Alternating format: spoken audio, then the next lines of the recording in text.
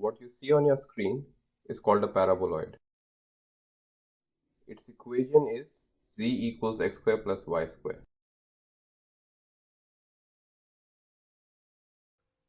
Reducing the coefficient of x square stretches it along the x-axis, and reducing the coefficient of y square stretches it along the y-axis. Now, if we add an xy term, it will stretch along the line x plus y equals 0, and if the xy term is negative, it will stretch along the line x minus y equals 0. But why are we talking about paraboloids in a video about optimization? Because they are the simplest convex functions. What this means for us is that there is just one minima at x0 and y0, and we can reach it by simply rolling down the paraboloid. To say this in the language of mathematics, consider a cutting plane. This plane touches a paraboloid at exactly one point tangentially. And if we zoom in enough to that point, the plane is a pretty good approximation of the paraboloid.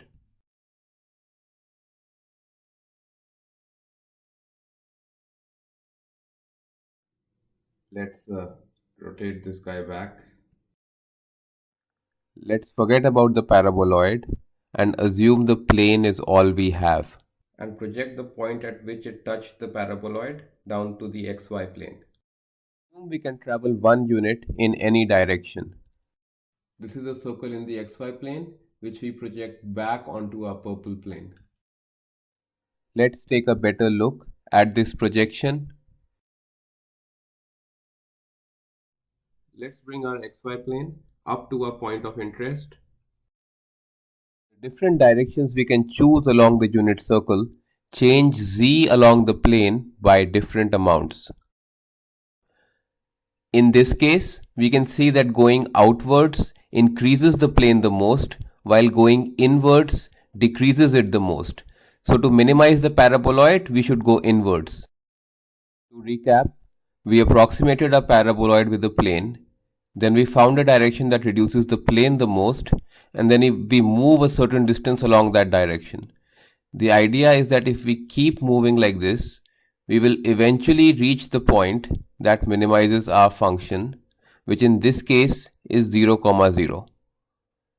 Now the only questions are, how do we find the direction that minimizes the approximating plane, and how do we know when we've reached the minima? This is one of those two birds with one stone scenarios. And that stone is called the gradient. It's basically a vector version of derivatives. Take the derivative with respect to x and put it on the x-axis, derivative with respect to y on the y-axis, and what you are left with is the gradient. The gradient happens to be the direction in which the approximating plane increases the most, and the negative gradient, the direction in which it decreases the most. Why? That deserves a separate video which should be linked in the description.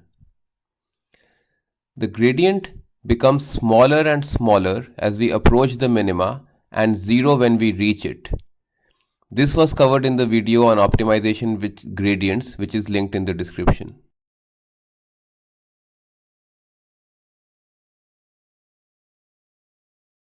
So all we need to do is follow the gradient until it vanishes, and we will ultimately reach the optima. Keep in mind, we wouldn't use gradient descent for this paraboloid, since it's pretty clear that for the gradient to be 0, x and y both have to be 0. We don't have to iterate. It's when the function and the gradients are more complicated and we can't solve them that gradient descent comes in handy.